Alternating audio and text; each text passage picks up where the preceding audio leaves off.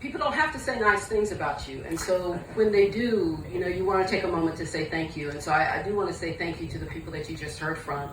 Anise Stedman was my biology teacher in 10th grade and 12th grade at Little Rock Central High School. She was wonderful. She was critical in me getting my first job at UAMS in the lab of Dr. Helen Benish, where I studied fruit fly genetics. Critical in helping me get into college. He wrote letters of recommendation for me there. Critical in helping me get my first job out of college, which was teaching chemistry at the Arkansas School for Mathematics and Sciences. They didn't have arts at the time. It was the very first year that was open. It was a wonderful time there. And she wrote letters for me to get into grad school as well. So I'm really grateful to Anise for all that she's done for so many students across our state. Charles and Jill both are just, I've known them all my life through growing up at St. Andrew AME Church.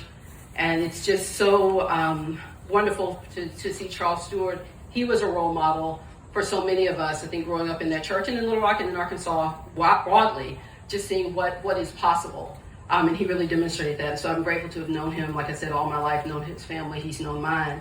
Jill the same way. Her mother and my mother were very, very good friends, and I've known her, and it warms my heart that there's anything that I did that was helpful for her, because she's amazing. And then Darren has been fantastic. I'm really proud to be on his team, to really be committed to and have a practical means of working towards equity in Arkansas. And in Mississippi, thinking specifically of Arkansas because that's where we are here, but that being able to come back home to this state and work in this environment at Southern has just been a real blessing. So I'm really grateful to all of them. Of course, grateful to the Women's Foundation of Arkansas, grateful to the Governor and the First Lady for having us here today.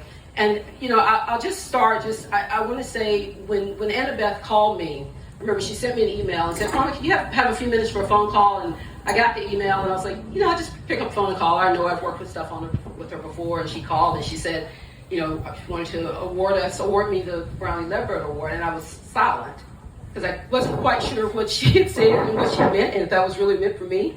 And amazingly it was. And the reason I was so stunned is because, like so many of the people that you just heard from, I remember Brownie Ledbetter too.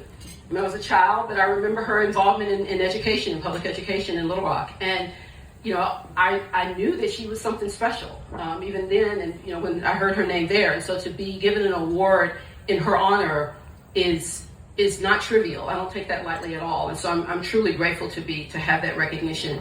I looked up more of her work in preparation for this. Of course, she was committed to education. She was committed to opportunity. She was committed to Arkansas. And I want to just, as I sort of wrap up, I wanted to just say thanks to a few people who really demonstrated and helped me hold those same values as well. 3 Arkansas women. I'll start with my grandmother, my paternal grandmother, Lily Beatrice Jones Neal, who I did not know. But I've heard stories about her true commitment to education. Teaching, she taught in East Arkansas in Lee County. And, she was a teacher there, but the whole time she was going back to school, always taking correspondence courses and classes here and classes there, so that by the time she graduated from Philander, she was graduating about the same time my dad did from high school, and she was getting her degree as well. So knowing that story, even though I don't know her, helped solidify my commitment to education as well. I think about my maternal grandmother, Fenella Suttles Cobb, who I did know very well, who my daughter is partially named after, and her commitment really to opportunity and seeking what that meant for her family. Growing up in rural Hempstead County, then moving to Camden, Arkansas, and then making a very intentional decision. I know that because I've heard her say it to me. A very intentional decision to move to Little Rock because that meant that her kids could go to college. She felt like that would have a better opportunity and a better likelihood of going to college, my mother and my uncle, if she was in Little Rock where there were colleges nearby. They actually didn't go to nearby colleges, but they did go to college. And I think that's in large part because of that commitment that she showed to them and her family around that opportunity. And my mother, Janet Marie Cobb, really just poured everything she had into me. And I wish that she was here. She's not. But she poured everything that she had into me. And I'm just so grateful to her for all that she's done. And I think that, when I think about Arkansas, I mentioned, education opportunity in Arkansas. And when I think about her, she left after graduating from AM&N, now UAPB, went to Chicago and lived in Chicago for 9 years, but then intentionally came back to Arkansas at a time, frankly, when Black people were not coming back to the South. They're starting to come back now, but they weren't coming back then. My dad did the same thing, came back to Arkansas at a time. And so I think they're coming back to Arkansas before I was born showed me many, many years later that there is a path back to Arkansas. There's a path back to being productive and a contributing member to what it means to be in this state, to the people of this state. So I'm very grateful to them. As I mentioned, none of them are here today, only in spirit. But there are some people who I know who are either physically here or who are watching, and I want to just say a brief thank you to them. Of course, there's so many people that could be named, but I want to say a special thank you to my dad, Ollie Neal, who I think is watching. So grateful to him for all he has done. He has been a true navigator, particularly as I've come back to the state and just sort of gotten much more engaged in Arkansas in the almost 12 years that I've been back home. He's been just wonderful, so I'm so grateful to him.